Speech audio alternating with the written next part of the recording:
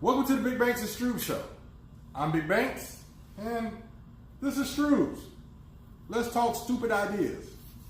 Are you stupid or something? I'm as stupid as a stupid does. Are you crazy?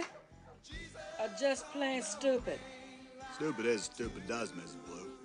I guess. Are you stupid or something? Before we get started, I just want to say thank you to all the people who have liked our videos and subscribed to our channel. So please spread the word. Tell other people to like our channel and subscribe to our channel. We really would appreciate it. So, I live in the District of Columbia. That's Washington, D.C., for those who don't know what District of Columbia means. And we have a councilman by the name of Charles White. And Mr. White has came up with a great big idea. And his idea says, let offenders vote. Well, not just any offenders, those who are currently incarcerated in prison. Now, we have a jail in D.C., it's called D.C. Jail, but it's going to spread farther than that. Now, let me give you a little back history about D.C. D.C. is not a state, it's a federal jurisdiction. That means that if you commit a crime and convicted of a crime in D.C., you can go to a federal prison. Last time I checked, there are 97 federal prisons in the United States. So a D.C. offender can go to any 97 prisons across the United States. So I have a couple of questions that I'd like to pose to Councilman White. Mr. White, how much is it going to cost? Who's going to print up the special ballots and get these into the prison system so these offenders can vote?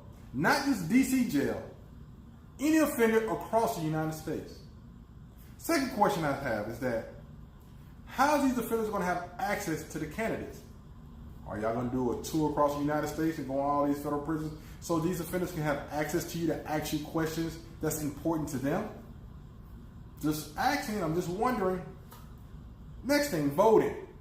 Voting is a big thing because now you have to really identify the person who is casting the ballot. In DC, when you cast a ballot, you have to sign your name in a book and say, hey, that's me. And you sign your name to that person. Again, it goes back to the first question, cost. This is going to cost a lot of money. Another question is that, how are we going to make sure that these people are truly DC residents? Most offenders that I know of do not have valid ID inside a prison. So that's a lot of searching that we're going to be doing and cross-searching to make sure that we have the right person who is casting the ballot for the right ward in the city. There's 8 wards in DC. So not everybody can vote in just any ward. You got to find the right ward. And one that's really just kind of really getting on me is, when does it become a big issue? Haven't seen any prison riots in prison, especially DC offenders, and saying, I want the right to vote. I mean, they might riot for other things like food and access to certain things, but voting is not one of them. And I can guarantee you, put my last paycheck on it to say that most offenders, when they were in the streets or in the community, were not voting. I'm not saying they didn't want to exercise their right to vote, but to the most part, they wasn't voting. Now, I understand that there's a trend going on. When you look at California's been toying with this idea to let offenders vote. And I don't think they have done it not yet, I don't know. But I think it's always been on the ballot or on the initiative for their House Congress or State Congress to actually do this thing.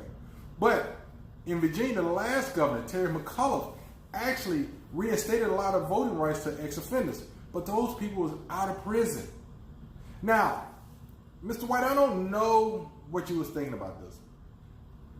Don't know why it's a big issue in D.C. When you look at D.C., you might have 10 to 15% that are Republicans. There are really Republicans in D.C., and I'm one of them. But 85% of the population, to the most part, or 75% of the population in D.C., are Democrats or liberals. So how's this really helping? I mean, it's already a blue city. It's not going to never go Republican. And again, I just want to throw this idea out because this has been an ongoing idea for a lot of liberal states. Let's take a state, let's take California for this intense purpose.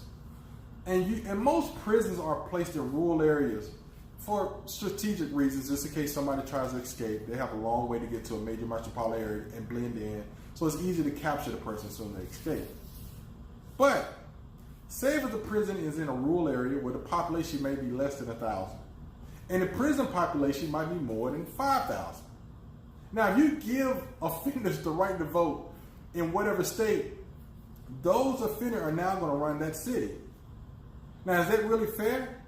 Now, granted, this example might be pretty much far-fetched, but if things keep going the way they are, it might be a reality in the near future. And this is going to be a head-scratcher for a lot of people. It's like, wait a minute, this is not fair. So, again, Mr. White, please tell me, tell me why. Me and Stroobz would like to know.